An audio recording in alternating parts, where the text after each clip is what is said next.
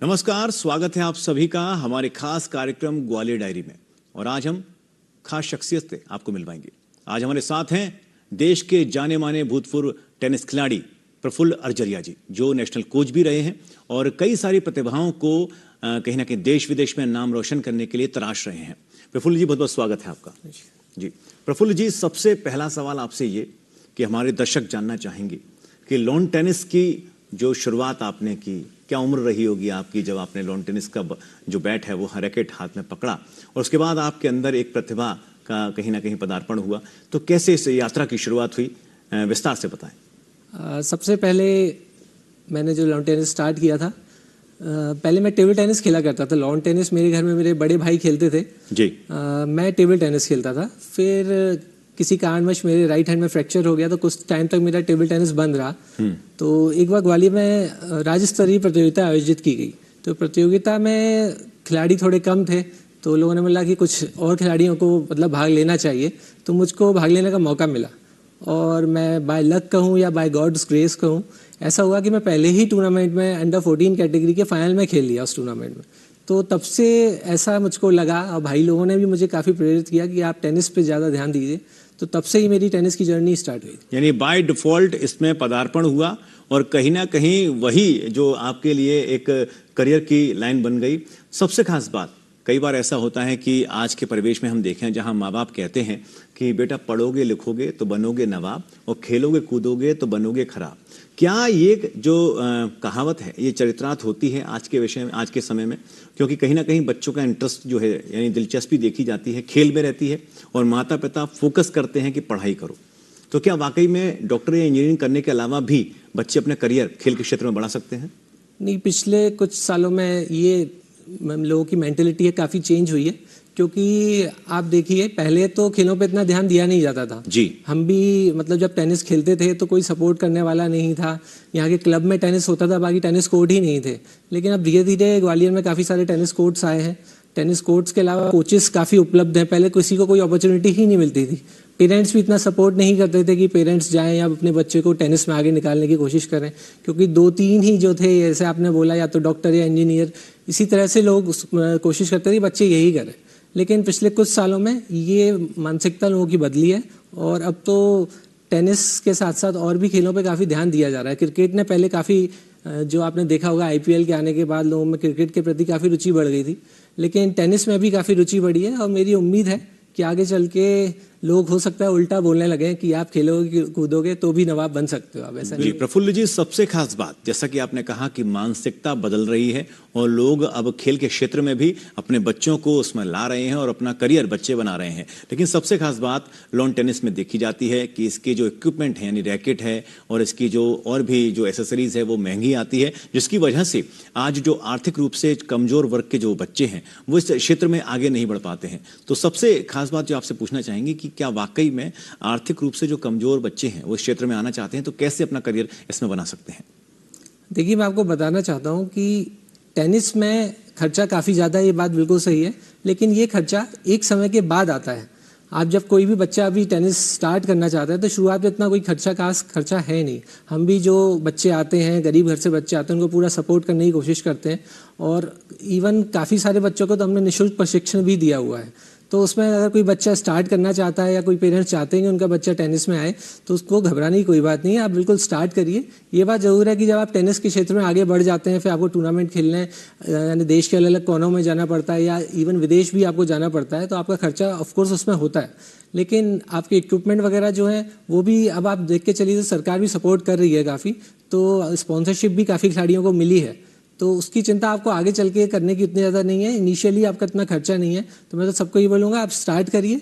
और खर्चा तो आपके कोचेज़ हैं वो देख लेंगे, या आप अच्छा प्रदर्शन कर रहे हैं तो सरकार भी आपकी मदद ज़रूर करेगी। जी, आपने कई सारे बच्चों को तराश कर, प्रतिभाओं को आपने देश विदेश में नाम रोशन करवाया है और ऐसे में यदि हम बात करते हैं इंटरनेशनल लेवल पर भी आपकी जो बच्चे हैं, जो आपके सिखाए हुए बच्चे हैं, ट्रेनिंग ली है जिन्होंने, उन्हें भी आगे पहुंचाया है, तो तकरीबन ग्वालियर से हम देखें तो कितनी प्रतिभाओं को आपने नवाजा है?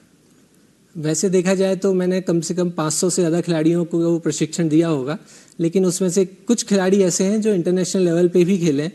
एक तो अभी रिसेंटली ही मेरा स्टूडेंट है धनंजय दुबे, इन्होंने डेफ ओलंपिक में इन्होंने सिल्वर मेडल जीता और देश के पहले खिलाड़ी बने जिन्होंने डेफ ओलंपिक में सिल्वर मेडल जीता।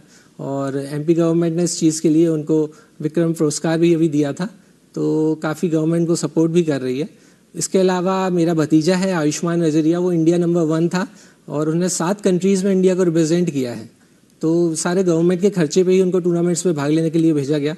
तो ये जो 2 खिलाड़ी थे इंटरनेशनल में काफ़ी अच्छा किए हैं। इसके अलावा कुश अर्जरिया है जो मेरा दूसरा भतीजा था, उसने भी इंटरनेशनल इवेंट्स खेले हैं। प्रकृति बनवानी करके टेनिस प्लेयर थी, उसको भी मैंने इंटरनेशनल लेवल पे खिलाया हुआ है। तो काफ़ी सारे खिलाड़ी इंटरनेशनल लेवल पे खेले हैं। और टेनिस में क्या होता है कि अलग अलग कैटेगरीज के टूर्नामेंट्स रहते हैं। सबसे पहले आप देखिए तो जिला स्तर के आते हैं, फिर उसके बाद आपके राज्य स्तर के टूर्नामेंट आते हैं, फिर उसके बाद कई टैलेंट सीरीज टूर्नामेंट्स रहते हैं, talent series, championship series, national series. All India tennis association है वो काफ़ी सारे टूर्नामेंट्स कराता है। तो इस तरह से धीरे धीरे कैटेगरीज करके टूर्नामेंट में प्लेयर्स आगे बढ़ते जाते हैं। तो इसके बाद जाके आप इंटरनेशनल टूर्नामेंट्स खेलते हैं। तो उम्मीद मेरी यही है कि अब हम ग्वालियर से इंटरनेशनल प्लेयर्स पे ही ज़्यादा ध्यान दें और इंटरनेशनल प्लेयर ही आगे निकालने की कोशिश करें। जैसे आयुष्मान ने इंटरनेशनल लेवल पे रोड टू विंबलडन प्रतियोगिता होती है उसमें भाग लेके उस प्रतियोगिता को जीता और विंबलडन में खेलने गया था। तो ये काफ़ी बड़ी बात है, उससे काफ़ी लोग प्रेरणा ले सकते हैं और उम्मीद है कि प्रेरणा लोग लेंगे और इंटरनेशनल प्लेयर बनेंगे। जी बिल्कुल। तो लेंडर पेस और सानिया मिर्जा की तरह आप भी लॉन टेनिस का प्लेयर बन सकते हैं और उसमें कहीं ना कहीं आप देखें तो कितनी सारी ऐसी कॉम्पिटिशन्स होते हैं जिसमें भाग लेकर आप अपना करियर बना सकते हैं। सबसे खास बात यह है कि करियर बनाने की बात तो सही है, लेकिन कई बार ऐसा देखा जाता है कि खेलने तक तो ठीक है, लेकिन नौकरी कैसे मिलेगी? सरकारी नौकरियों में भी क्या इसको लेकर किसी तरह की वैकेंसीज निकलती हैं? यदि लॉन टेनिस के क्षेत्र में कोई करियर बनाना चाहे तो क्या सरकार की तरफ से भी उसे किसी तरह की सहायता मुहैया होती है? मैंने अभी धनंजय दुबे का आपको बताया था। धनंजय दुबे ने जैसे ही मेडल जीता था उसको एमपी गवर्नमेंट की तरफ से भी नौकरी ऑफर की गई थी, लेकिन उन्होंने क्या है अभी बहुत अच्छा प्रदर्शन किया है तो उनको सेंट्रल की नौकरी मिल गई है। तो इनकम टैक्स इंस्पेक्टर बन गए अभी गुजरात में वो, तो उन्हें वहाँ ज्वाइन किया है। तो इस तरह से मौके मिलते रहते हैं अलग अलग। उसमें खेल कोटा रहता है कि अगर आप अच्छा प्रदर्शन कर रहे हैं तो खेल के वजह से आपको कुछ ना कुछ वैकेंसी कहीं पे आपके लिए मिलेगी, तो आपको गवर्नमेंट जॉब भी मिल सकती है। और मध्य प्रदेश सरकार तो काफ़ी कोशिश कर रही है कि खिलाड़ियों को आगे लेके आए, तो खिलाड़ियों को घबराने की कोई ज़रूरत नहीं है। और वैसे भी मैंने ये अब मेरा जो एक्सपीरियंस रहा है उसमें यह है कि एटलीस्ट टेनिस प्लेयर्स जो हैं वो कोई भी खाली नहीं बैठा हुआ है। मतलब अगर आप एज अ खिलाड़ी बहुत अच्छा नहीं कर पाए हैं तो आप एज अ कोच जा सकते हैं, एज अ चेयर एम्पायर जो रेफरी होता है वो उसका जॉब भी है इसमें, वो आप नहीं कर रहे हैं तो बीपीएड एमपीएड कोर्सेज करके भी काफ़ी सारे टेनिस खिलाड़ी काफ़ी आगे आए हैं।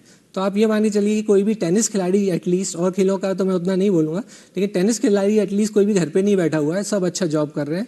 गवर्नमेंट जॉब नहीं भी मिली है तो सारे बहुत अच्छे सेटल्ड हैं।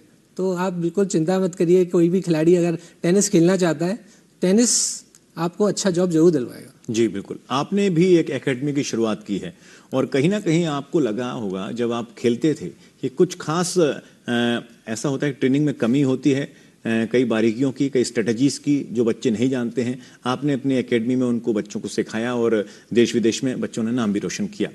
आपको क्या लगता है कि किसी भी एकेडमी का चयन करने से पहले किसी भी खिलाड़ी को किन बातों का ध्यान रखना बेहद ज़रूरी है? देखिए, सबसे पहले तो आपको एक ऐसी एकेडमी चूज़ करनी चाहिए जहाँ पे आपको कोच अच्छा मिल सके, क्योंकि कोच ही आपकी ज़िंदगी संवारता है या कोच ही आपकी ज़िंदगी बिल्कुल ख़राब कर सकता है।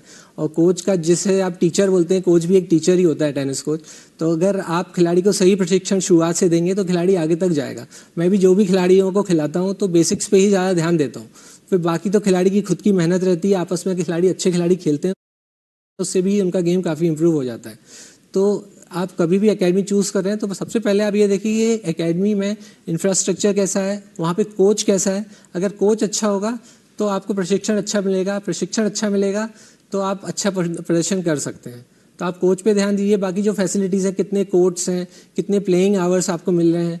फिर इसके बाद फीस का क्राइटेरिया भी आ जाता है, क्योंकि हर कोई, कई एकेडमीज में फ़ीस बहुत ज़्यादा होती है तो हर कोई अफोर्ड नहीं कर पाता है। तो आप थोड़ा सा फीस भी देखिए कि कहाँ पे आपको कम फीस में अच्छा खेलने को मिल रहा है। इस तरह की एकेडमी अगर आप चूज़ करेंगे तो डेफिनेटली आपको बहुत फ़ायदा होगा। जी अर्जरिया साहब, आपने भी, हम देखें तो राष्ट्रीय स्तर पर भी और राज्य स्तर पर भी कई सारी उपलब्धियां आपको मिली हैं।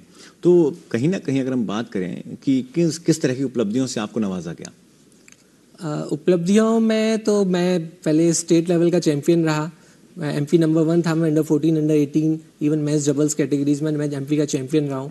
उसके बाद ऑल इंडिया के टूर्नामेंट्स मैंने खेले। ऑल इंडिया टेनिस एसोसिएशन की जो अंडर 14 की रैंकिंग थी उसमें इंडिया टॉप 10 प्लेयर्स में था, अंडर 16 में टॉप 20 में था। उसके बाद जो all India inter university tournaments होते हैं उसमें लगातार 2 साल तक जवाजी यूनिवर्सिटी को मैंने रिप्रेजेंट किया और पहले साल हम लोगों ने जो साउथ वेस्ट जोन था उसमें गोल्ड जीता था। ऑल इंडिया यूनिवर्सिटी में अन्ना यूनिवर्सिटी चेन्नई में टूर्नामेंट हुआ था तो उसमें हम लोग रनर अप रहे थे और नेक्स्ट ईयर ये टूर्नामेंट जवाजी यूनिवर्सिटी ही होस्ट था तो उन्होंने होस्ट किया तो हमने ऑल इंडिया यूनिवर्सिटी का टाइटल भी जीता था। इसके बाद मैंने कुछ समय तक काफ़ी टाइम तक टूर्नामेंट्स नहीं खेले। टूर्नामेंट खेलने मैंने काफ़ी बाद में स्टार्ट किए फिर से, जब आईटीएफ के सीनियर्स के टूर्नामेंट्स होते हैं जो 35 प्लस 40 प्लस कैटेगरीज के होते हैं तो ये इंटरनेशनल टूर्नामेंट्स होते हैं, इसमें विदेश से खिलाड़ी भाग लेने आते हैं। तो अभी ये बहुत अच्छी चीज़ स्टार्ट हुई है तो इसको भी मैंने खेलना भी कुछ साल पहले से स्टार्ट किया है। तो इसमें मैं 2 टूर्नामेंट में जीत चुका हूँ। सिंगल्स कैटेगरी में मैं रनर अप रहा हूँ, डबल्स कैटेगरी में 2 टूर्नामेंट जीत चुका हूँ। तो एज अ प्लेयर भी मेरी जर्नी काफ़ी अच्छी रही है और एज अ कोच तो मैं कोशिश कर रहा हूँ कि इस जर्नी को और अच्छा कर सकूँ। जी, कई बार देखा जाता है कि कई सारे खिलाड़ी ऐसे हैं जिन्होंने पूरा अपना जीवन देश को दे दिया और वो बेझिझक होकर खेले और साहस के साथ खेले, लेकिन कई बार उन्हें किसी खेल के दौरान छोटी मोटी चोट लग जाती है, चोटिल हो जाते हैं। उसके बाद कहीं ना कहीं उनकी संघर्ष की जो शुरुआत होती है, एक यात्रा की शुरुआत होती है और लीग से हटकर उनको अलग कर दिया जाता है। लेकिन क्या वाकई में इस तरह के जो खिलाड़ी हैं अपने जीवन को दोबारा से शुरुआत कर सकते हैं, फिर से अपने मैदान में आ सकते हैं और इस खेल की शुरुआत कर सकते हैं? जी हाँ, जो इंजरीज़ हैं वो तो they are the part and parcel of the game. Injuries होती रहती हैं, खिलाड़ी चोटिल होते रहते हैं। इवन आप बड़े खिलाड़ियों में देखें तो सानिया मिर्ज़ा जो हमारी टॉप की प्लेयर थी, इंडिया की टॉप प्लेयर थी, वर्ल्ड के टॉप 30 प्लेयर्स में 27 तक उनकी रैंक रही है, तो उनको भी रिस्ट इंजरी हो गई थी तो वो थोड़ा सा पीछे हुई, इस कारण वो सिंगल्स ज़्यादा फिर नहीं खेल पाई। लेकिन डबल्स में वो वर्ल्ड नंबर मतलब ग्रैंड स्लैम चैंपियन बनी, वर्ल्ड नंबर 1 तक पहुंची, बहुत बड़ी बात है। इसी तरह इंडिया के और जो अभी सुमित नागल जो अभी टॉप प्लेयर हैं उनको भी इंजरी हुई थी, इंजरी के बाद उन्होंने वापसी की, अभी अच्छा कर रहे हैं। अगर लोकल लेवल पे भी देखना चाहें तो मेरे काफ़ी सारे प्लेयर्स, रुद्र बाथम करके मेरा मतलब स्टूडेंट है जो अंडर 12 अंडर 14 कैटेगरी में इंडिया नंबर 1 था, अभी अंडर 16 कैटेगरी में इंडिया नंबर 5 है। उसका भी मतलब जब वो अंडर 12 में नंबर 1 था उसी समय उसके लेफ्ट हैंड में फ्रैक्चर हो गया था। फ्रैक्चर के बाद करीब 2 महीने का रेस्ट रहा, लेकिन अच्छा रिहैबिलिटेट किया उन्होंने, अच्छी तरह से उन्होंने वापसी करी, अपने थोड़ा खान पान पे ध्यान दिया, मेहनत फिर से अच्छी की तो उन्होंने वापसी कर ली, अंडर 14 में नंबर 1 बना उसके बाद।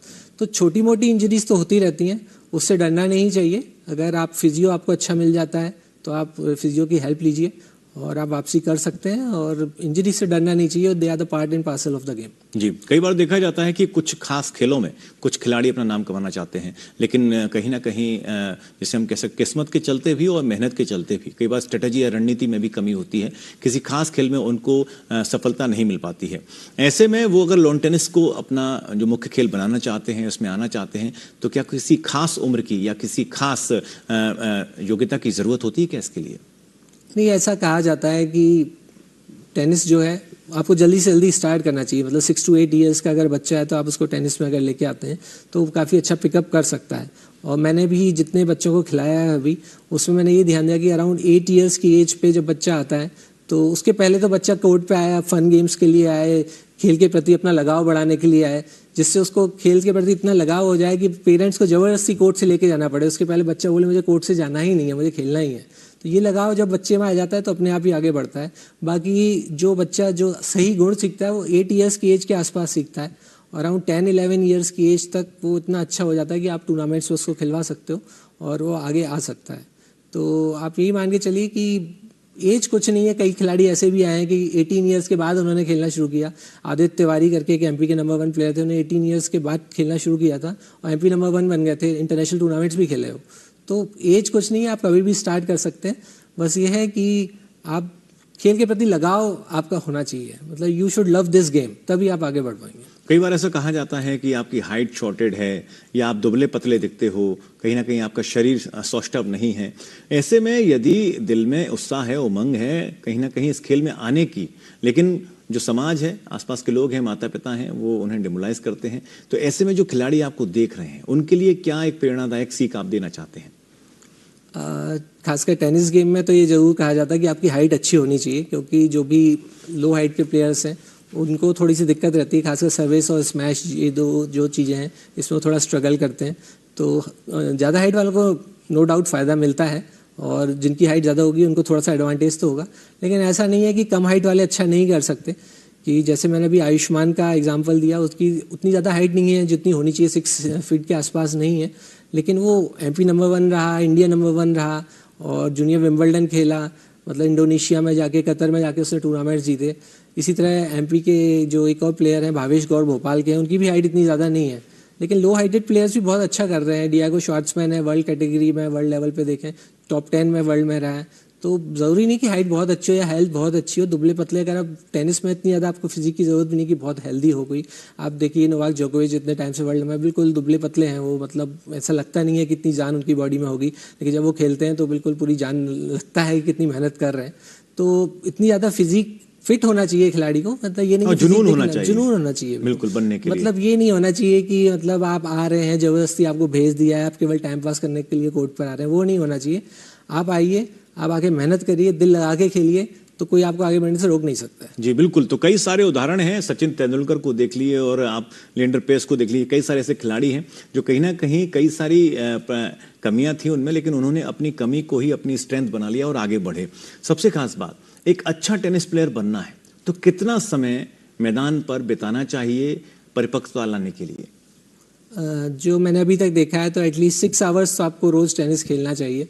लोग, पता नहीं आजकल एक नई बात चली है लोगों के बीच में कि बच्चे शुरुआत में ज़्यादा खेल लेते हैं बर्नआउट हो जाते हैं, लेकिन ये बिल्कुल मेरे मानने में तो बिल्कुल गलत बात है। बर्नआउट नहीं होते हैं बच्चे, वो एंजॉय कर रहे हैं, और आप शुरुआत से अगर ज़्यादा खेलेंगे तो आपका स्टेमिना भी डेवलप होगा, जो आगे चल के आपके बड़े मैचेस आ रहे हैं उसके लिए आप रेडी रहेंगे। तो मेरा मानना है कि आप कम से कम 4-5 घंटे आप खेलिए, उसके अलावा आप फिटनेस के लिए 1 घंटा ज़रूर दीजिए, कि फिटनेस टेनिस के लिए बहुत ज़रूरी है। तो अगर आप 4-5 घंटे खेलते हैं, उसमें भी आप डिवाइड कर सकते हैं कि 1 घंटा आप कोच के साथ खेल रहे हैं, बाकी 2 घंटे आप चाहें तो किसी प्लेयर्स के साथ मैचेस की प्रैक्टिस कर सकते हैं, कुछ आप किसी पर्टिकुलर स्ट्रोक पे आप प्रैक्टिस कर रहे हैं तो उसकी प्रैक्टिस करिए। इसके अलावा आप फिटनेस पे ज़रूर ध्यान दिए, अगर फिटनेस आप अच्छे से करेंगे तो आप ज़रूर आगे बढ़ पाएंगे। स्टेमिना की बात कर रहे हैं आप, तो ऐसे में कई बार ये देखा जाता है कि स्टेमिना बढ़ाना बहुत ज़रूरी है किसी भी कंपटीशन में उतरने से पहले।